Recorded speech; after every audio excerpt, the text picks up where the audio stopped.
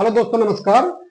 आज हम geometry start करें, जिसको ज्यामिति कहा जाता है। तो ज्यामिति का पहला लेक्चर होगा और इस लेक्चर को हम बिल्कुल जीरो से स्टार्ट करेंगे।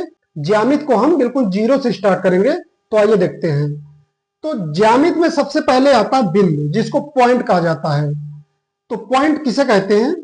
तो जैसे हमने एक मार्कर से हमने क्या किया है कि पॉइंट हमने ये ऐसे रख दिया। अब आप देख सकते हैं कि इसमें क्या है कि ये ऐसी आकृति है, ना तो इसमें कोई लंबाई है, ना तो चौड़ाई है और ना ही ऊंचाई। आप देख सकते हैं इस पॉइंट को। क्या आप इसको नाप सकते हैं? इसकी लंबाई, क्या आप इसकी लंबाई, चौड़ाई, ऊंचाई नाप सकते हैं? नहीं ना। तो इसे ही बिंदु कहा जाता है। तो इस प्रकार हम कह सकते हैं कि वो आकृति जिसकी लंबाई, चौड़ाई और ऊंचाई न नापी जा सके, या जिसकी लंबाई, चौड़ाई और ऊंचाई ना हो, उसे बिंदु कहा जाता है।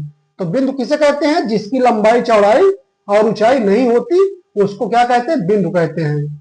तो हमने एक बिंदु देख लिया। अब इसी प्रकार अगर हम बहुत सारे बिंदुओं को मिला दें, जैसे हमने क्या किया, ये सारे बिंदु हमने इस तरीके, ये इस तरीके हमने बहुत सारे असंख्य, इस तरीके हम असंख्य बिंदु भी बना दें और इन बिंदुओं को हम मिला दें एक दूसरे से, इस तरीके मिला दें, तो जो आकृति बनती है इसको हम क्या कहेंगे? रेखा कहेंगे। इस तरीके हम इसको असंख्य बिंदु और मिलाते चले जाए तो ये अनंत तक चली जाएगी। तो हम इसको क्या कहेंगे? इसको, इस आकृति को क्या कहेंगे? रेखा कहेंगे। तो इस प्रकार जब बहुत सारे या असंख्य बिंदुओं को मिला देते हैं तो उससे जो आकृति बनती है उसको क्या कहेंगे? रेखा कहेंगे। तो इस तरीके रेखा कहेंगे। इसको क्या कहेंगे? रेखा। बिंदु आपने देख लिया, जिसकी लंबाई, चौड़ाई और ऊंचाई नगण्य होती, मतलब ना के बराबर होती है या होती नहीं, उसे क्या कहेंगे? बिंदु कहेंगे। और जब बहुत सारे बिंदुओं को हम मिला देंगे, बहुत सारे बिंदुओं को मिलाने से जो आकृति बनेगी उसे क्या कहेंगे? रेखा कहेंगे। अब रेखा को कैसे प्रदर्शित करेंगे? जैसे रेखा का एक, ये इधर भी जा सकती है रेखा और इधर भी जा सकती है। हम इसको कितना भी आगे बढ़ा दें और इस साइड भी इसको कितना भी आगे बढ़ा दें तो क्या है? एक रेखा है। अब अगर इसके एक सिरे को अगर हम ए नाम दे दें और इसके दूसरे सिरे को क्या बी नाम दे दें, तो इसको क्या कहेंगे? इसको कहेंगे कि रेखा ए बी। इस तरीके इसका नामकरण कैसे करेंगे? जैसे इसको, इसके ये वाले सिरे को हमने ए बोल दिया और इसके दूसरे सिरे को हमने बी बोल दिया, तो इसका, इस पूरी रेखा का क्या नाम होगा? इसका नाम होगा रेखा ए बी। तो इस तरीके हम किसी भी रेखा को इस तरीके प्रदर्शित करते हैं। अब हम इसको एक लेटर से भी प्रदर्शित कर सकते हैं। जैसे अब हम इसको एक सिंगल अक्षर से भी प्रदर्शित कर सकते हैं। जैसे मान लो कि ये रेखा है, ये भी एक रेखा है, तो हम इसको बोल दिया कि ये रेखा का नाम क्या दे दिया हमने? एल। इस रेखा का नाम क्या दे दिया? एल। तो हम इसको क्या लिखेंगे? रेखा एल। इस तरीके हम एक, इसे अदर लेटर से भी प्रदर्शित कर सकते। जैसे हमने एक और रेखा बना दी है, ये, इसको मान लो दे दिया नाम एम, तो इसको क्या कहेंगे? रेखा एम। तो आपने देख लिया कि रेखा क्या होती है। वो आकृति जब हम बहुत सारे असंख्य बिंदुओं के मिलाने से जो आकृति बनती है उसको रेखा कहते हैं।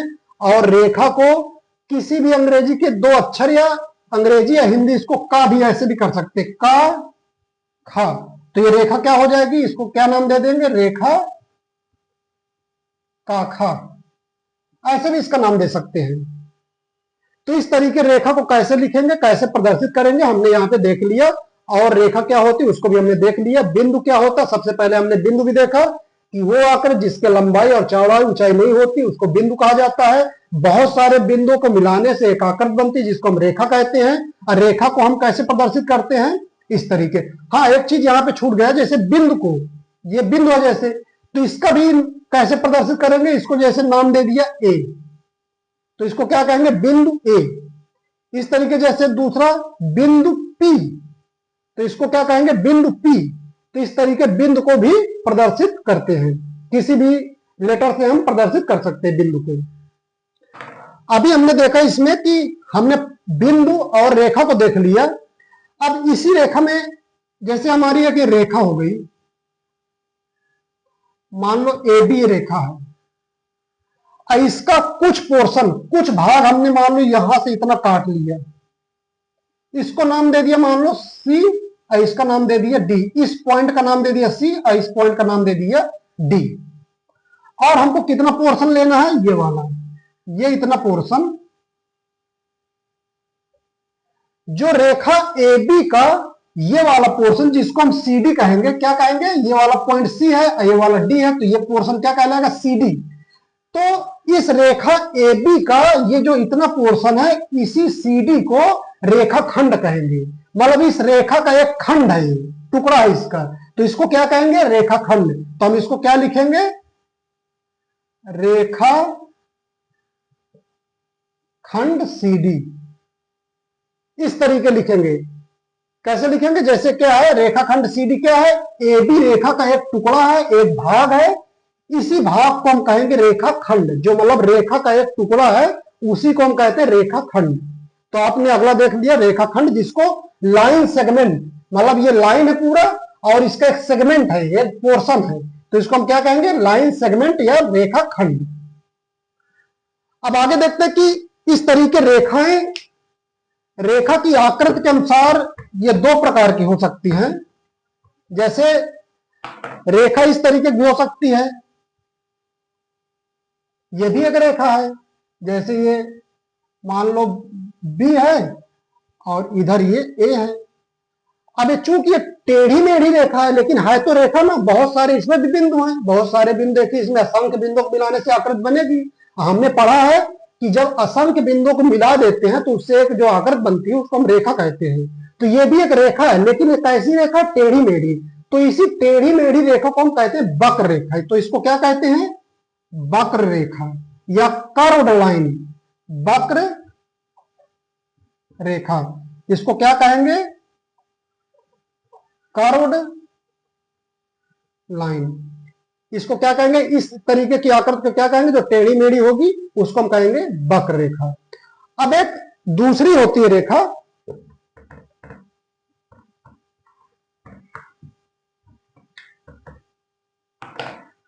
अब रेखा एक इस तरीके की भी हो सकती, सीधी, एक ये हो गई, तो ये सीधी रेखा है, इसको ए अब बी नाम दे दो। तो ये क्या है, रेखा ए बी क्या है, ये स्ट्रेट है, बिल्कुल सीधी है, तो हम इसको कहेंगे सीधी रेखा।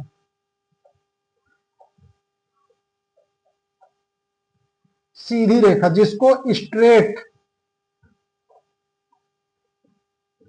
स्ट्रेट लाइन, इस तरीके क्या होगी, एक ये क्या कहलाएगी, सीधी रेखा। इस तरीके अभी तक हमने देख लिया, बिंदु देख लिया, रेखा देख लिया, रेखाखंड देख लिया, और रेखा के प्रकार देख लिया। वो कौन से प्रकार हैं, दो प्रकार हैं, एक वक्र रेखा हो गई, एक सीधी रेखा हो गई। अब आइए देखते हैं, इसी सीधी रेखा को ऋजु रेखा भी कहते हैं। इसका क्या नाम, इसी को हम कह देते हैं, या इसको ऋजु रेखा, इसी को हम क्या कह सकते हैं, ये सीधी रेखा या ऋजु रेखा, इसी कहते हैं सीधी रेखा या ऋजु रेखा या स्ट्रेट लाइन। अब आइए देखते हैं कि जब दो सीधी रेखाएं होती है तो उसको, वो स्थितियां कौन सी होती है जब दो सीधी रेखाएं एक साथ होंगी।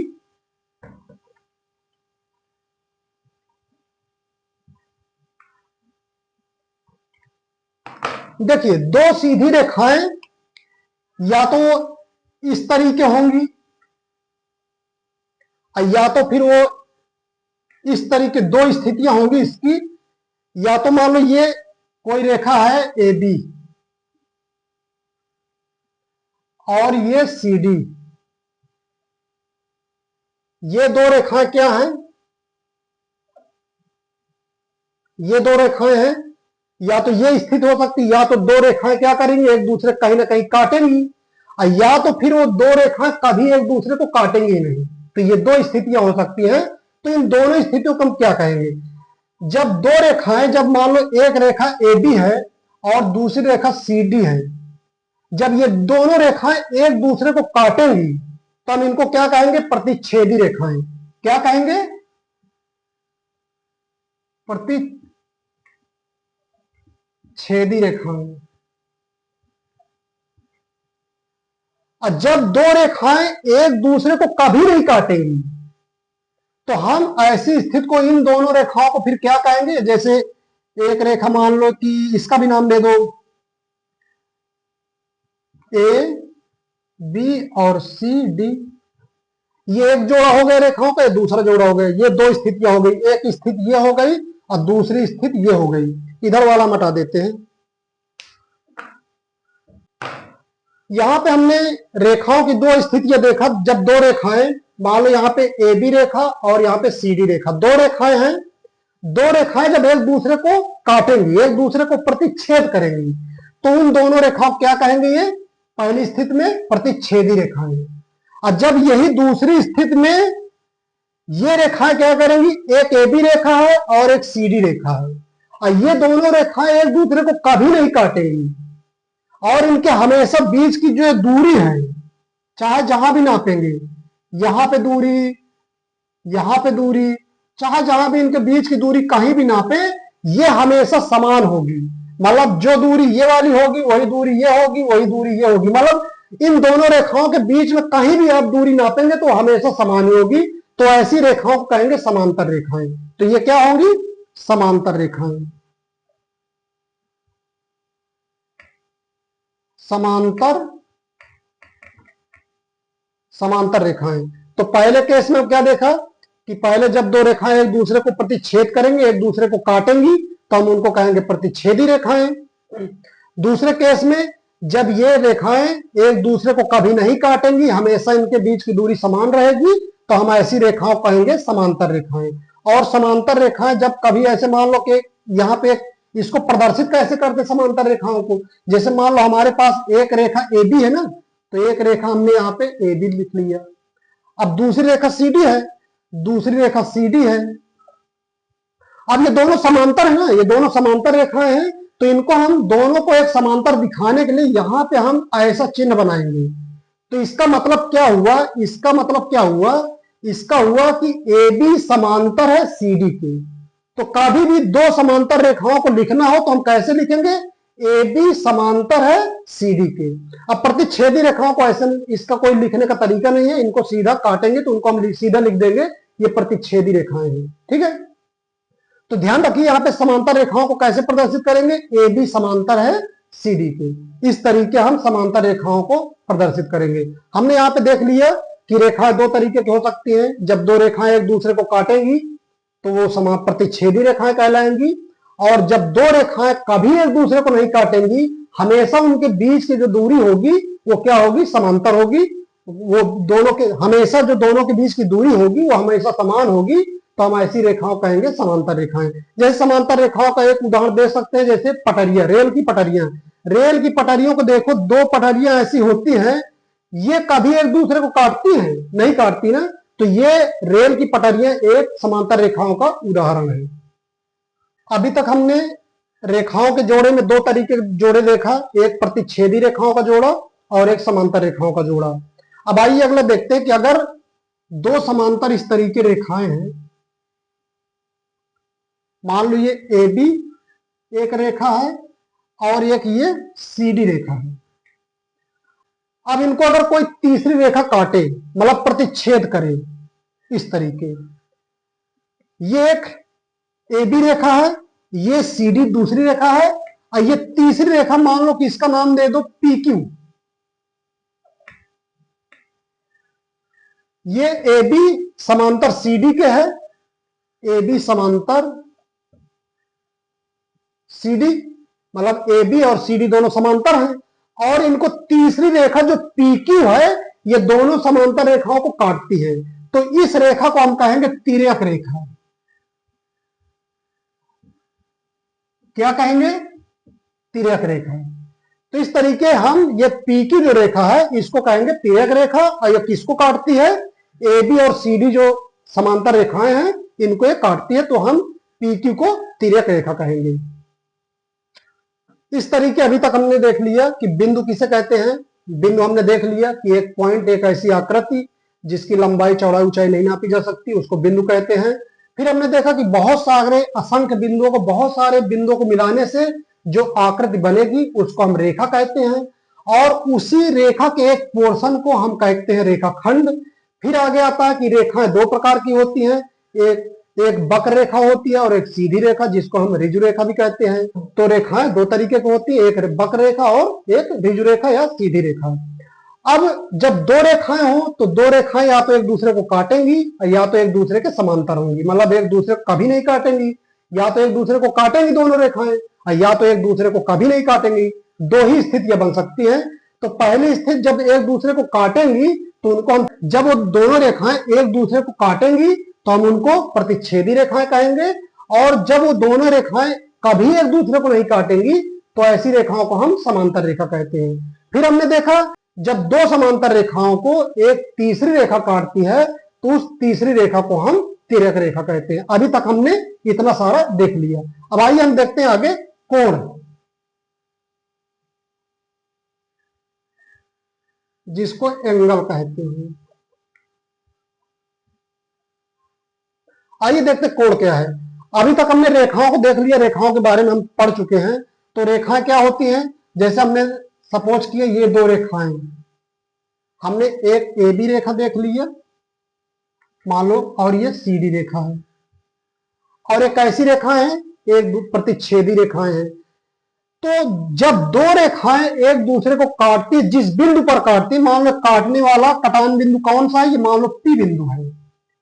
तो ये पी बिंदु पे जो कोना बनता है, जो कोना बनता है ये वाला, या इस साइड ये वाला, इस साइड ये वाला, या तो फिर इस साइड ये वाला, जो ये पी बिंदु पर जहां पे प्रतिच्छेद बिंदु है, यहां पे जब दोनों रेखाओं के बीच का जो कोना बनता है उसे ही कोण कहते हैं। और इसकी क्या है, कोणीय दूरी, दो रेखाओं के बीच की जो यहां पे, यहां से देखा जाए ये इतनी कोणीय दूरी कहलाती है थीटा, इसको कोण का नाम होता है, और इसकी इकाई होती डिग्री। इसको, इस जो कोणीय दूरी है जिसको हम कोण कहते हैं, कोणीय, दो रेखाएं जब प्रतिच्छेद करती हैं तो उनके बीच में जो कोना बनता है, तो उनके बीच के जो कोणीय दूरी होती दोनों रेखाओं के, उसी को कोण कहते हैं। और उस कोण को, जो कोणीय दूरी है उसको नापने के लिए एक इकाई होती है, उसको हम डिग्री कहते हैं। कोण नापने की एक इकाई होती है जिसको हम डिग्री में नापते हैं, और इसी कोणीय दूरी को हम कोण कहते हैं। तो आपने कोण देख लिया कि दो रेखाओं जो एक दूसरे को प्रतिच्छेद कर रही हैं, उनके बीच का जो कोना होता है उसी के कोणीय दूरी को ही कोण कहा जाता है। तो हमने कोण देख लिया। इस तरीके, कहीं भी दो रेखाएं इस तरीके जैसे काट रही है, ये भी तो काट ही तो रही है ना, जैसे इस तरीके काट रही है, तो ये जो कोना बन गया ना ये वाला, तो इसको क्या कहेंगे, कोण कहेंगे। अब कोण किस में नापा जाता है, डिग्री में। जैसे हम इसका नाम दे दिया, कोई अच्छा नाम दे दो, कोण ए नाम दे दो, तो ऊपर, इसके ऊपर एक छोटी सी ऐसे बिंदी होती है या छोटा एक सर्कल होता है, इसको हम डिग्री कहते हैं। क्या कहते हैं, डिग्री। इसको हम क्या कहते हैं, डिग्री। तो कोण को किससे नापते हैं, किसमें, डिग्री में। और वो कोण का नाम हमने दे दिया यहाँ पे ए, कोई भी नाम दे सकते हैं। जनरली हम इसको नाम देते थीटा। थीटा एक लेटर होता है लैटिन लैंग्वेज का, लैटिन भाषा का एक लेटर होता है, उसको थीटा कहते हैं। तो हम इसको कोण को किससे नापते हैं हमेशा, किसमें, इसको हम, इसको थीटा कह दिया और इसको डिग्री में नापते हैं। तो हमने यहाँ पे देख लिया कि दो रेखाएं जब प्रतिच्छेद करती हैं तो इनके बीच में जो बीच का कोना बनता है उसके कोणीय दूरी को ही हम क्या कहते हैं, कोण कहते हैं। और कोण को हम थीटा से प्रदर्शित करते हैं, और इसको कोण नापते किससे हैं, डिग्री से, डिग्री में नापते हैं। और डिग्री क्या है, इसकी एक कोण नापने की एक इकाई है। और थीटा क्या है, यहाँ पे थीटा एक लैटिन भाषा का एक अक्षर है जिससे हम कोण को प्रदर्शित करते हैं। तो हमने कोण के बारे में इतना देख लिया, हमने कोण के बारे में देख लिया। अभी तक कोण को हमने देख लिया यहाँ पे। अब कोण उनके मान के अनुसार तीन कैटेगरी में हमने बांटा इनको। जैसे दो रेखाओं के बीच जो कोण बन रहा है, ये कोण, इसका मान लो, इसका मान है ए। अच्छा, यहां पे एक चीज छूट गया है। जैसे मान लो कि ये दो रेखाएं हैं, मान लो इस पॉइंट को नाम दे दे ए, और इसको बी, यहां पे सी, ए बी रेखा और ये सी बी रेखा या बी सी रेखा, कैसे भी नाम लो, चाहे बीसी का हो या सीए का हो, इसको चाहे ए बी का हो चाहे बी ए का हो, एक ही बात है। ठीक है, अब ये दो रेखाओं के बीच का कोण है ये वाला, यहां पे इस तरीके, ये क्या है, बी कोण बन रहा है, यहां पे ये कोण बन रहा है, ये A B C, A B रेखा और सी बी दोनों एक दूसरे को यहां पे इस बी बिंदु पे काट रही हैं, तो यहां पे एक कोण का निर्माण होगा, ये कोण होगा। अब इस कोण को हम प्रदर्शित कैसे करें, कैसे लिखेंगे, तो ये देख लेते हैं। तो जैसे हमारा यहाँ पे बी कोण है ना, तो हम जो कोण लिखना हो, जहां पे जैसे बी यहाँ पे है, बी कोण है, तो हम इसको लिखेंगे कैसे, तो जो कोण होगा उसको हमेशा बीच में लिखेंगे। कैसे, जैसे हम इस कोण को लिखना है तो पहले कोण का इस तरीके का चिन्ह बना दीजिए, तो ये कोण का चिन्ह है। इसके बाद क्या करिए, ए लिखिए, और जिस कोण को लिखना हो उसको बीच में लिखिए, बी और फिर सी। तो हम इसका क्या मतलब है कि कोण ये वाले का नाम है। तो जो कोण लिखना हो, जिस कोण को प्रदर्शित करना हो, उसको हमेशा बीच में लिखेंगे। कहां लिखेंगे, बीच में, और उसके किनारे साइड जो अक्षर होंगे उनको हम ऐसे उसमें किनारे साइड लिखेंगे, और जिस कोण को प्रदर्शित करना हो उसको हम बीच में लिखेंगे। और यहाँ पे कोण का चिन्ह, इससे क्या होगा, इससे क्या पता चलता है कि ये कोण को प्रदर्शित कर रहा है, और कौन से कोण को, ये बी वाले कोण को। तो यहाँ पे कोण का चिन्ह बनाएंगे, ऐसा ऐसा कोण का चिन्ह बनाएंगे।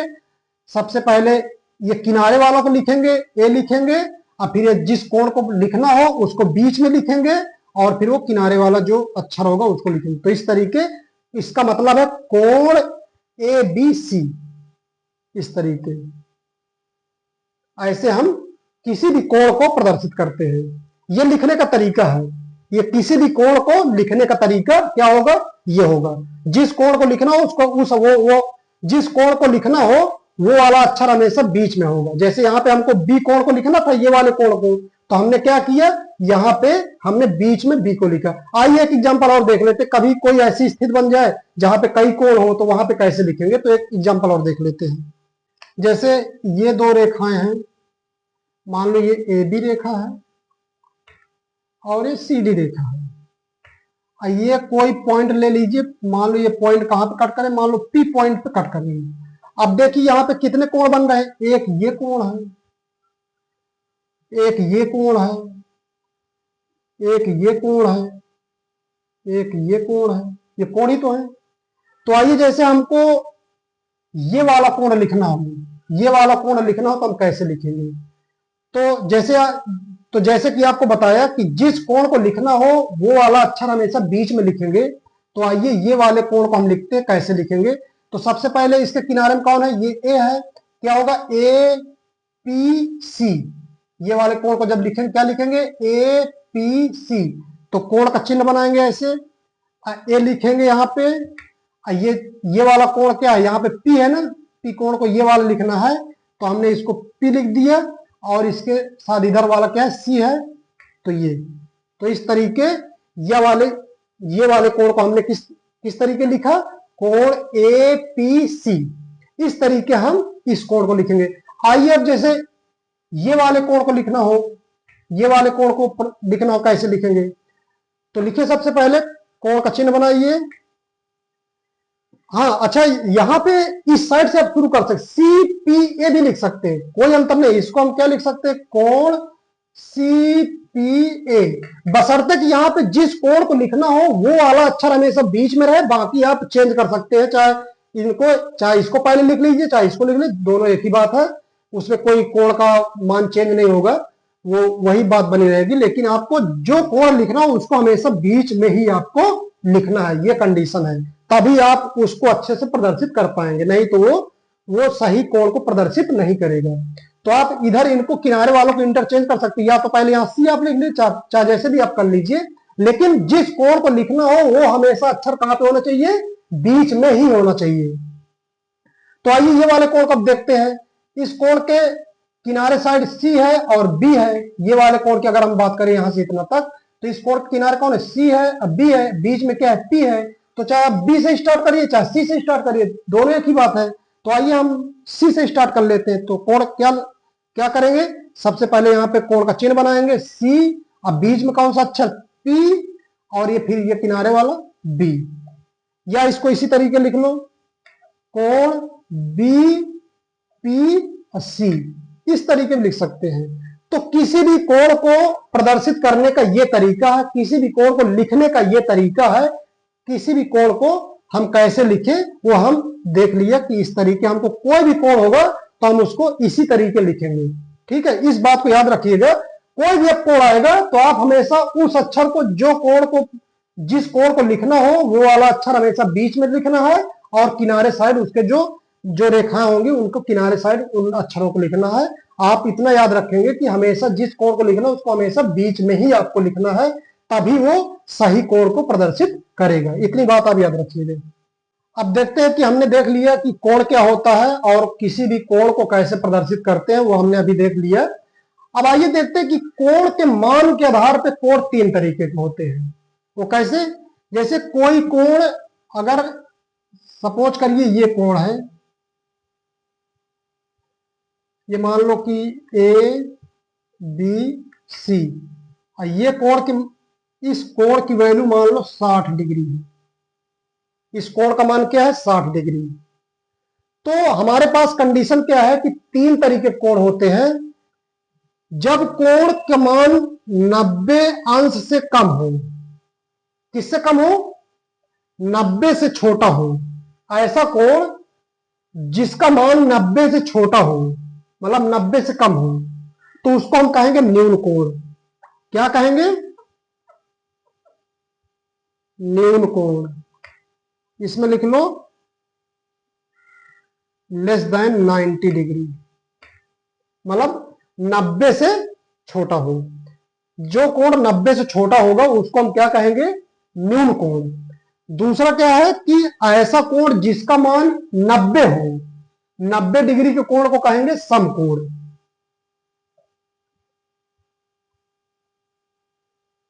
समकोण, समकोण किसे कहेंगे? जो बराबर किसके हो? 90 डिग्री के। और एक तीसरा कोण होता है अधिक कोण। अधिक कोण किसे कहेंगे? जो कोण 90 डिग्री से ज्यादा हो, 90 जो कोण 90 डिग्री से ऊपर होगा उसको हम क्या कहेंगे? अधिक कोण। 90 डिग्री से ग्रेटर देन, मतलब बड़ा होगा किससे? 90 डिग्री से, उसको हम क्या कहेंगे? अधिक कोण। इस तरीके हम कोणों के मान के अनुसार, कोण तीन तरीके के होते हैं। एक न्यून कोण, जिसका मान हमेशा 90 डिग्री से कम होगा उसको न्यून कोण कहेंगे। जिसका मान 90 डिग्री होगा उस कोण को हम समकोण कहेंगे, और जिसका मान 90 डिग्री से ऊपर होगा उस कोण को हम अधिक कोण कहते हैं। आइए आकृति में देख लेते हैं। जैसे न्यून कोण हो गया, समकोण इस तरीके होता है, बराबर बिल्कुल एक दूसरे के लंबवत रेखा होंगी ये कोण क्या होगा? 90 डिग्री। इसको हम ABC इस तरीके। तो ये क्या हो गया? न्यून कोण। ये क्या हो गया? समकोण। और एक अधिक कोण का बना लेते हैं आकृति इस तरीके। मान लो ये कोण है, ये ABC, और ये कोण मान लो 120 डिग्री। तो ये क्या है? अधिक कोण।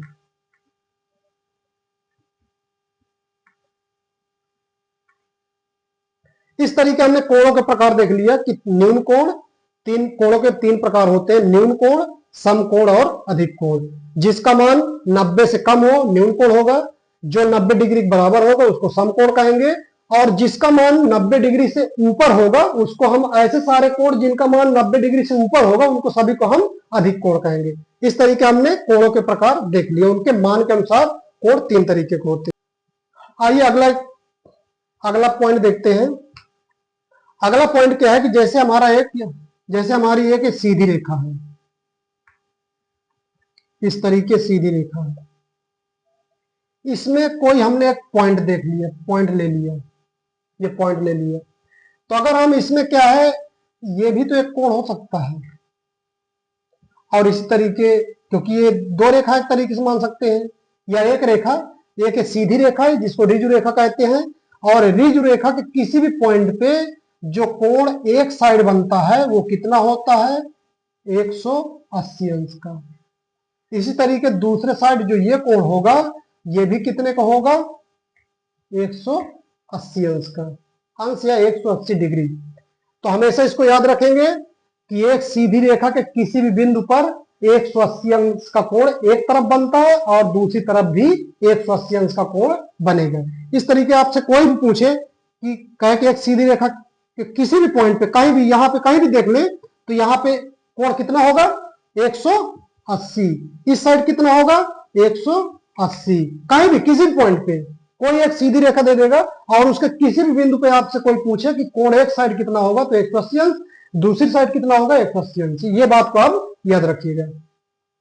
इस तरीके से आप देख सकते हैं कि किसी बिंदु, कोई बिंदु है उसके चारों तरफ इस तरीके कहा जाए, चारों तरफ कितना कोण बनेगा, आप यहां से देख सकते हैं इस तरीके, ये चारों तरफ का कोण, किसी बिंदु के चारों तरफ कोण कितना बनेगा, 180 अंश ये, 180 अंश ये, तो आप जोड़ दीजिए 180 डिग्री प्लस 180 डिग्री बराबर कितना हो जाएगा, 360 डिग्री।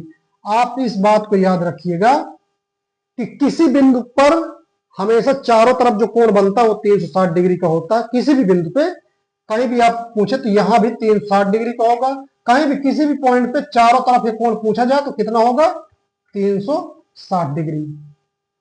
आप ये दो बातें याद रखेंगे, किसी एक सीधी रेखा के एक तरफ किसी बिंदु पर, किसी सीधी रेखा के किसी पॉइंट पर एक तरफ 180 अंश का बनेगा, दूसरी तरफ भी 180 अंश का कोण बनेगा।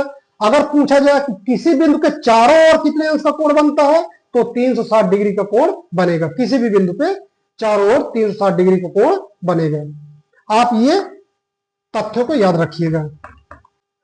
अब एक आता है आसन्न कोण। क्या आता है, आसन्न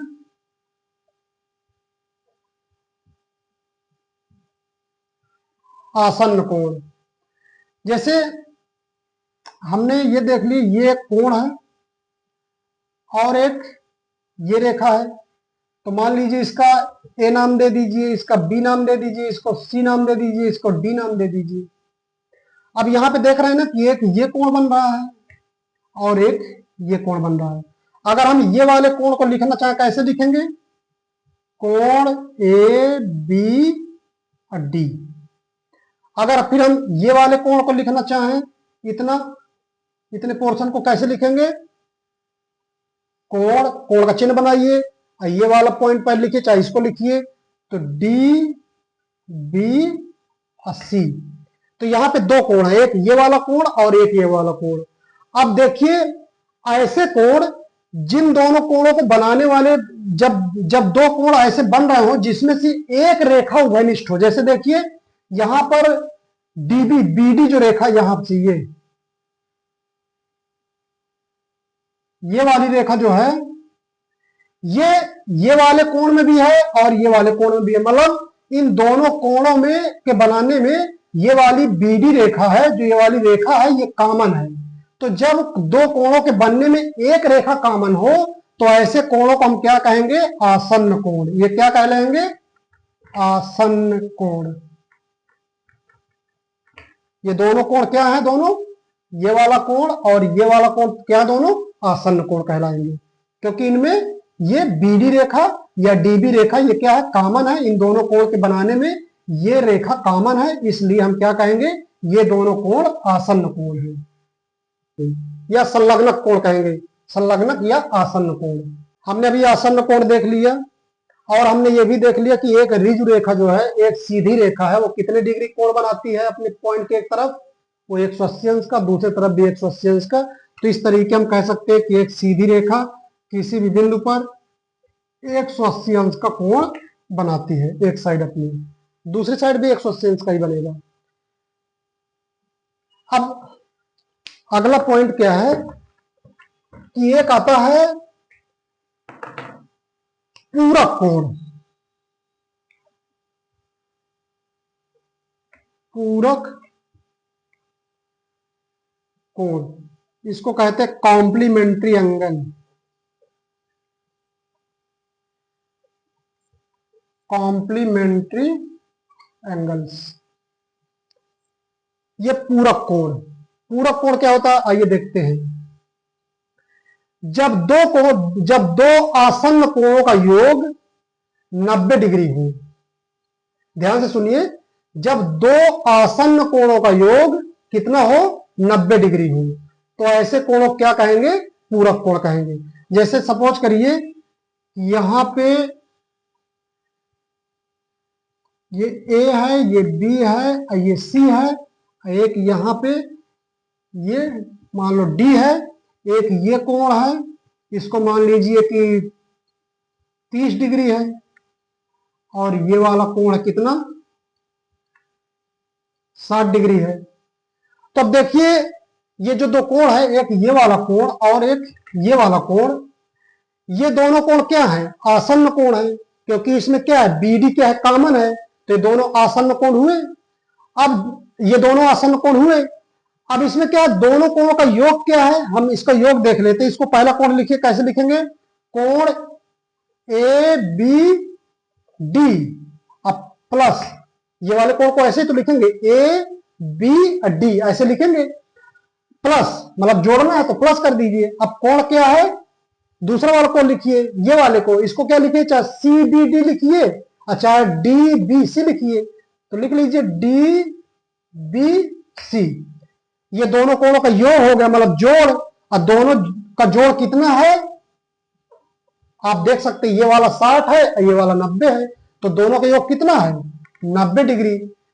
तो आप क्या कह सकते हैं यहाँ पे कि ये दोनों कोण क्या है, पूरक है, एक दूसरे क्या है, पूरक कोण है। क्योंकि हमने डेफिनेशन में क्या देखा कि जब दो आसन्न कोणों का योग 90 डिग्री हो, तो ऐसे कोणों को क्या कहेंगे, हम पूरक कोण कहेंगे। ऐसे कोणों को क्या कहेंगे, पूरक कोण कहेंगे। जिनका योग 90 डिग्री हो तो उनको कहेंगे हम पूरक कोण। ये आप बात याद रखिएगा।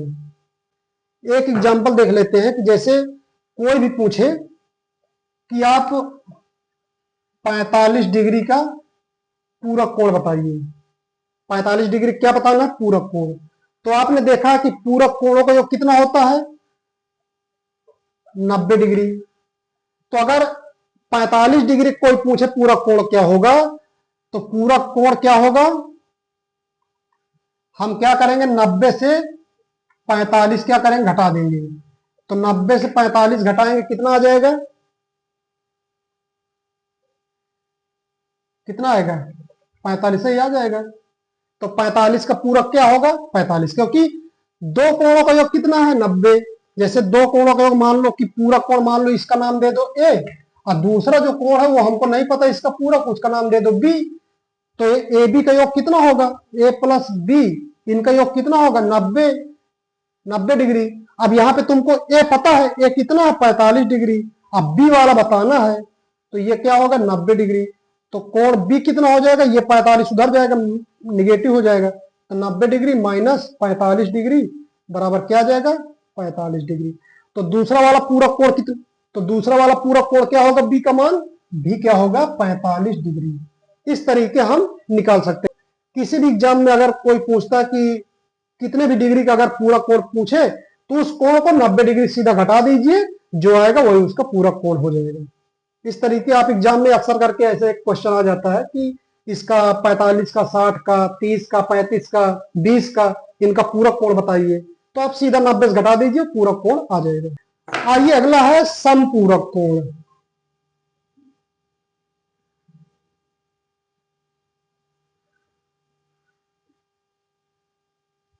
इनको बोलते हैं सप्लीमेंट्री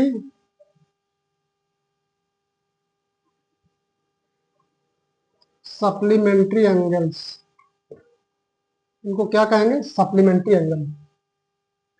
समपूरक कोण, समपूरक कोण की डेफिनेशन होती है कि ऐसे दो कोण जिनका योग 180 अंश हो, ऐसे दो कोण, ऐसे दो आसन्न कोण जिनका योग 180 अंश होता है, उनको क्या बोलते हैं, समपूरक कोण बोलते हैं। कि जैसे मान लो एक कोण है ए और दूसरा कोण है बी, तो दोनों कोण का योग कितना हो 180 डिग्री, तो ये क्या कहलाएंगे, ए बी दोनों क्या कहलाएंगे, समपूरक कोण। जब दो आसन्न कोणों का योग दो आसन्न कोणों का योग कितना हो, 180 डिग्री। तो ये क्या कहलाएंगे, समपूरक कोण। आप इस फैक्ट को याद रखिए। अभी हमने पीछे देखा कि जब दो आसन्न कोणों का योग 90 अंश हो रहा था तो उनको हम कॉम्प्लीमेंट्री एंगल या पूरक कोण कह रहे थे। अब यहां पर जब दो आसन्न कोणों का योग 180 अंश है तो हम इन कोणों क्या कहेंगे, सप्लीमेंट्री एंगल, जिनको संपूरक कोण कहते हैं। तो ये पूरक और संपूरक बहुत एग्जाम में, अक्सर करके एग्जाम में पूछा जाता है, तो आप इनको याद रखिएगा। जब दो आसन्न कोणों का योग 90 डिग्री हो तो उनको पूरक कोण कहेंगे, और जब दो आसन्न कोणों का योग 180 डिग्री हो तो हम उनको कहेंगे समपूरक कोण। इसको अगर चित्र में देखें, समपूरक कोण को अगर चित्र में देखें तो जैसे आप इस तरीके एक ये, और सपोज करिए कि एक ऐसे, ये मान लो ए है, ये बी है, ये सी है, तो एक ये कोण होगा और एक ये कोण होगा। तो ये कोण और ये कोणों का योग कितना है, क्योंकि सपोज करिए ये मान लो पी पॉइंट है, तो दोनों को लिखिए कोण ए पी सी, अब प्लस कोण सी पी बी बराबर क्या कितना होना चाहिए, 180 डिग्री। तो ये वाला कोण दोनों क्या कहलाएंगे, एक दूसरे के समपूरक कोण। जब ये वाले दोनों कोणों का योग 180 अंश हो तो क्या कहलाएंगे, समपूरक कोण।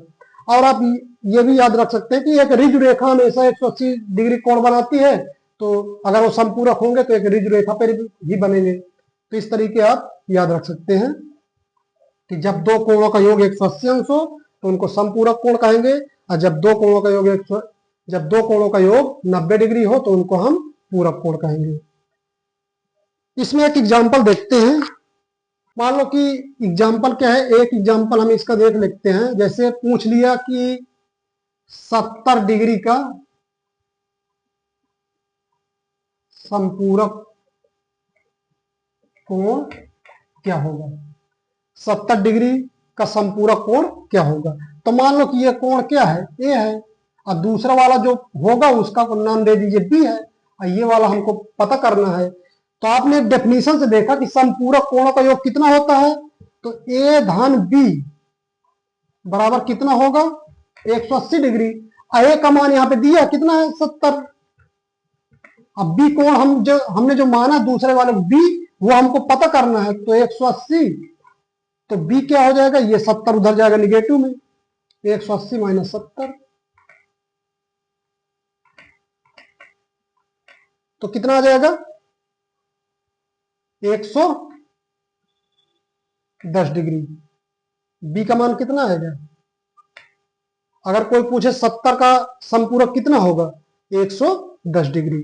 इस तरीके हम कोई भी कोण का संपूरक निकाल सकते हैं। अब आगे एक क्वेश्चन आता है कि पूरक और संपूरक कोणों के बीच का अंतर कितना होता है। क्या होता है, पूरक कोण और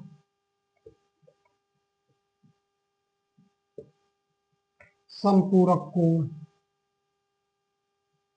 का अंतर कितना होगा। पूरक कोण और संपूरक कोणों के बीच का अंतर क्या होगा। तो आइए देख लेते हैं। पूरक कोणों का योग कितना होता है, 90 डिग्री, और संपूरक कोणों का योग कितना होता है, 180 डिग्री। अंतर दोनों पूछ रहा घटाना, तो दोनों के बीच का अंतर, तो अंतर कितना आएगा, 90 डिग्री। तो ये एग्जाम में हमेशा आता है कि संपूरक कोण और पूरक कोणों के बीच का अंतर कितना होगा, 90 डिग्री। हमेशा याद रखिएगा इसको, 90 डिग्री होता है।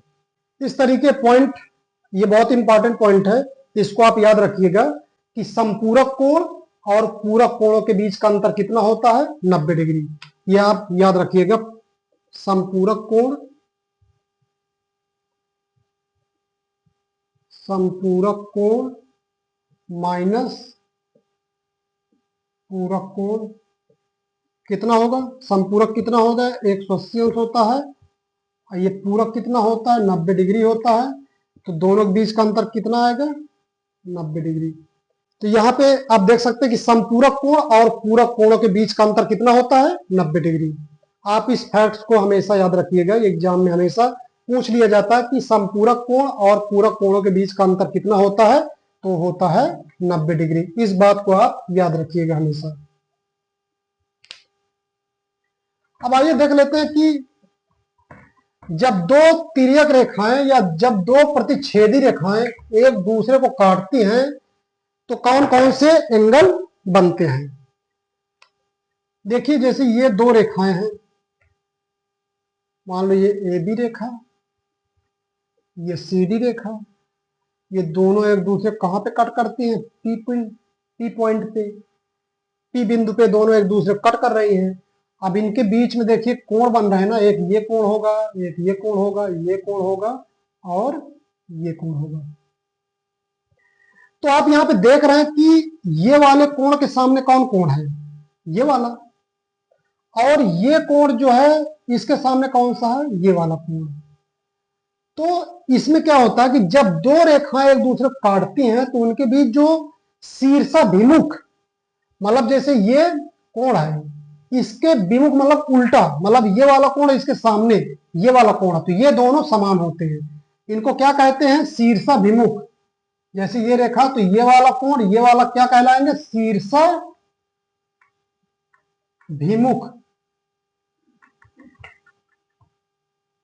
शीर्षाभिमुख कोण,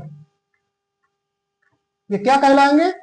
ये वाले का, ये और ये दोनों क्या है? शीर्षाभिमुख कोण। और शीर्षाभिमुख कोण आपस में बराबर होते हैं। हमेशा याद रखिएगा कि शीर्षाभिमुख कोण हमेशा आपस में बराबर होते, दोनों बराबर होंगे। ये मतलब कहने का मतलब है कि ये जितने अंश का, मान लो कि ये 30 डिग्री है तो ये भी 30 डिग्री का होगा। अगर ये 60 डिग्री है तो ये भी 60 है। एक एग्जाम्पल हम ले रहे हैं कि ये भी 60 है का होगा। जितने का मतलब ये कोण होगा उतने का ये होगा, जितने का ये होगा उतने का ये होगा। मतलब शीर्षाभिमुख मतलब आमने सामने कोण हमेशा बराबर होंगे। इस बात को याद रखिएगा कि जब दो रेखाएं एक दूसरे को काटेंगी तो जो उसमें शीर्षाभिमुख कोण बनेंगे वो हमेशा आपस में बराबर होंगे। इस बात को याद रखिएगा। तो पहला हमने देख लिया क्या है? शीर्षाभिमुख कोण। शीर्षाभिमुख कोण आपस में बराबर होते हैं। इस बात को याद रखिएगा कि शीर्षाभिमुख कोण आपस में बराबर होते हैं। अभी हमने पहली कंडीशन में देख लिया कि जब दो रेखाएं शीर्षाभिमुख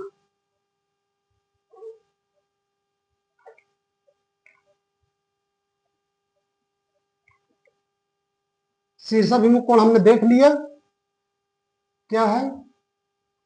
ये कोण क्या है? शीर्षाभिमुख कोण है और ये आपस में बराबर होते हैं। दूसरा क्या है? सपोज करिए कि ये दो समांतर रेखाएं हैं। समांतर रेखा कौन सी? ये सी है, ये डी है। तो यहां पे A B Rekha C D रेखा क्या है? समांतर। समांतर को हम कैसे लिखेंगे? ए बी समांतर सी डी। ये आपको कंडीशन यहां पे दिया हुआ है कि ये ए बी रेखा समांतर किसके? सी डी रेखा के। अब इनको क्या है? एक तिर्यक रेखा काट दे इस तरीके। तिर्यक रेखा क्या कर रही है? एक दूसरे को काट रही है। मान लो कि ये पी क्यू कोई तिर्यक रेखा है, ये ए बी और सी डी समांतर जो रेखाएं हैं इनको ये पी क्यू रेखा काट रही है। तो यहां पे देखिए कुछ कोण बन रहा है, जैसे एक ये कोण है, तो ये यहां का ये कोण और दूसरी रेखा में जो ये कोण बनेगा, ये कोण और ये कोण, ये दोनों क्या कहेंगे? कहलाएंगे संगत कोण। क्या कहलाएंगे? संगत कोण। ये वाले कोण के संगत कौन होगा? ये वाला। इसी तरीके आप देख सकते हैं कि ये वाले कोण के संगत कोण यहां पे ये वाला होगा, तो ये इसके संगत कौन होगा? ये वाला कोण। और इसके संगत कौन कौन होगा? ये वाला कोण। इस तरीके आप इधर भी देख सकते हैं, इसके संगत कौन होगा, ये वाला होगा, और इसके संगत कौन होगा, ये वाला संगत कोण कहलाएंगे। और संगत कोण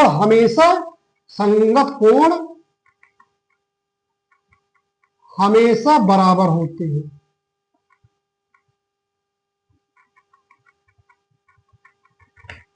संगत कोण हमेशा बराबर होते हैं, याद रखिएगा। हमने पहले देखा पहले कंडीशन में कि शीर्षाभिमुख कोण जो आमने सामने कोण होते हैं, जब दो तिर्यक रेखा काटती है तो उनके जो आमने सामने कोण होते हैं वो हमेशा बराबर होते हैं, जिनको शीर्षाभिमुख कोण कहते हैं।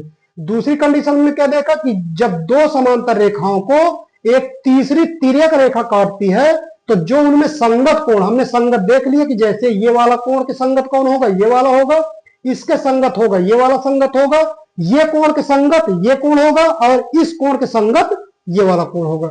जैसे इस कोण के संगत ये वाला होगा और इस कोण के संगत ये वाला कोण होगा।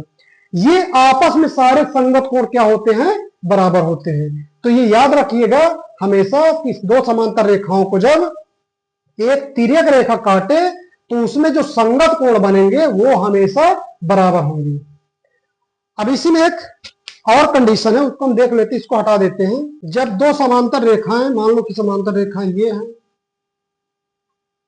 इनको एक तिर्यक रेखा काट रही है, तो हमने संगत कोण तो देख लिया अभी कि ये वाले कोण के संगत ये होगा, इस कोण के संगत ये वाला कोण होगा, इस कोण के संगत ये कोण होगा, और इसके संगत ये वाला होगा। अब एक तीसरा कोण है कि जैसे एक देख रहे हैं कि आप ये वाला कोण और ये वाला कोण,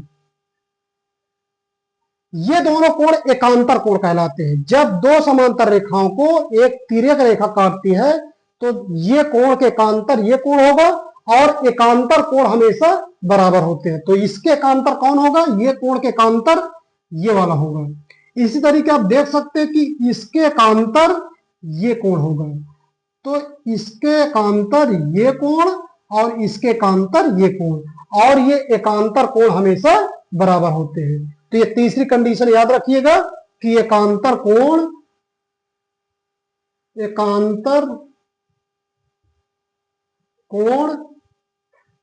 हमेशा बराबर होते हैं। एकांतर कोण हमेशा बराबर होते हैं। सपोज करिए अगर ये 30 डिग्री होता तो आपसे कोई पूछ लेता कि ये वाला कोण कितना होगा, ये वाला, तो आप सीधा देख लेते कि ये समांतर रेखाएं हैं और ये तिर्यक रेखा काट रही है, तो इसके एकांतर ये होगा, तो सीधा 30 डिग्री ये भी हो जाएगा। इस तरीके आप डार्ट याद कर, आप इसको डार्ट लिख सकते हैं, क्योंकि क्या है, एकांतर कोण है। जैसे इसके एकांतर ये है, इसके एकांतर ये है, तो ये क्या होते हैं, हमेशा एकांतर कोण हमेशा बराबर होते हैं। आइए अब हमने क्या देखा, 3 कंडीशन हमने देखा है। उन तीनों कंडीशन को एक बार हम लिख लेते हैं। हमने पहली कंडीशन देखा शीर्षाभिमुख कोण,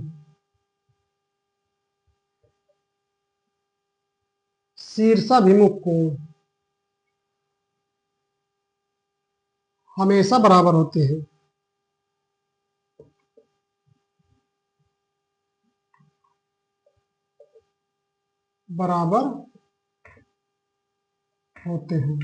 और ये शीर्षाभिमुख कोण, ये जैसे कोण क्या है, शीर्षाभिमुख कोण है। इस तरीके दूसरी कंडीशन हमने देखा कि संगत कोण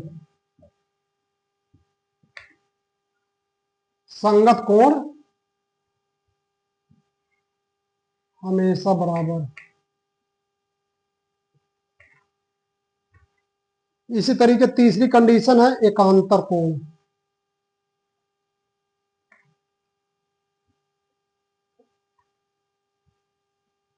हमेशा बराबर होते हैं।